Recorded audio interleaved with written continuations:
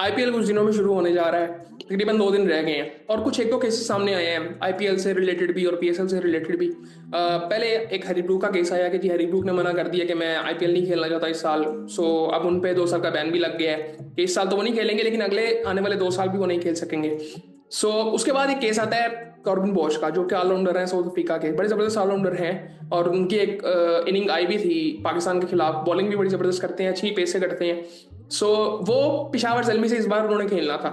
सो उन्होंने and time पे, अब जब पीएसएल की प्रमोशंस भी इस दफा जल्दी स्टार्ट हुई हैं, सो उन्होंने अब मना किया कि मैं पीएसएल नहीं खेलना चाहता, मुझे आईपीएल से ऑफर हुई है तो मैं वहां पे खेलने जा रहा हूँ। अब वो मुंबई इंडियंस से खेलेंगे।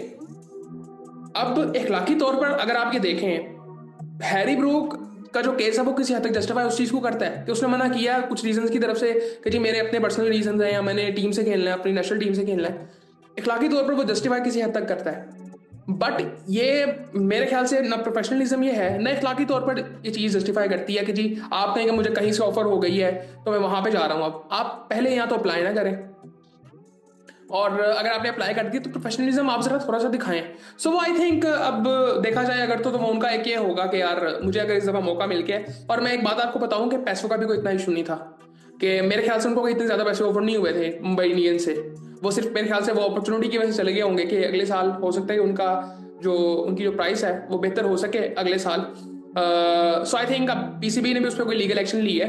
अब देखते हैं कि वो किस हद तक जाते हैं। और मेरे ख्याल से पीसीबी को थोड़ा सा करना चाहिए कि यार अगर कोई रीजन नहीं है ना, ये अब ये रीजन कोई जस्टिफाई करता ही नहीं है, तो मेरे ख्याल से अब इसको एटलीस्ट इतना इस पे ये करना चाहिए कि यार आप अगले 2 साल तो नहीं आप आ सकते। इस पे ये करना चाहिए पीसीबी को। अब खैर कुछ करना तो है, इस पे देखते हैं क्या करते हैं। मैं भी अगले साल उनको वो ऑप्शन में ही ना डालें, ऑप्शन तो नहीं होती है हमारी, लेकिन जो प्लेयर्स की लिस्ट होती है उसमें अप्लाई ना वो कर सकें। लेकिन मेरे ख्याल से पीसीबी को कुछ ना कुछ एक्शन लेना चाहिए ताकि प्लेयर्स को पता भी चले थोड़ा सा। लेकिन उस पर ना एक दूसरी साइड भी सामने आ रही थी, मैं देख रहा था कि क्या पीसीबी ये कर सकता है क्या। ये हमारे अपने सहाफी बात कर रहे थे, बड़े आई थिंक क्रेडिबल सहाफी थे जो बात कर रहे थे ये। मैं उनसे ना पूरी तरह से एग्री नहीं करता। मेरे ख्याल से आपको ना कुछ फैसले ना अखलाकी तौर पर करने भी चाहिए, जो कि आई थिंक पीसीबी सिर्फ ये फैसला करके और ये लीगल एक्शन लेके सारा कुछ हल नहीं हो सकता। आपको कुछ बेसिक चीजें ठीक करनी पड़ेंगी, आपको क्वालिटी को पीएसएल की बेहतर करना पड़ेगा, आपको हर तरह से पीएसएल को बेहतर करना पड़ेगा, आपको पैसे भी बढ़ाने पड़ेंगे। अब अभी ठीक है बट बहुत बेहतर करने पड़ेंगे, आपको फाइनेंशियली अपने आप को बहुत बेहतर करना पड़ेगा।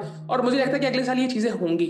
उसकी वजह यह है कि अगले साल 10 साल का ये कॉन्ट्रैक्ट होता है कि 10 साल बाद अब स्पॉन्सर्स भी चेंज होंगे कुछ और 2 टीमें भी नहीं आएंगी, तो काफी चीजें चेंज होंगी अगले साल।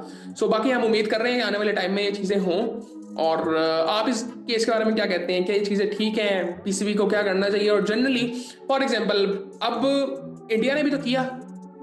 इंडिया ने जब किया मतलब उनका केस ये था कि जी हैरी ब्रूक ने मना किया, मैं अपने पर्सनल रीजंस की वजह से हम टीम में मतलब अपनी वो टीम से खेलना चाहते हैं। यहाँ पे तो इखलाकी तौर पर भी गलत है और प्रोफेशनली भी गलत है कि जी मैं ये टूर्नामेंट छोड़ के वो दूसरा टूर्नामेंट खेलने जा रहा हूँ।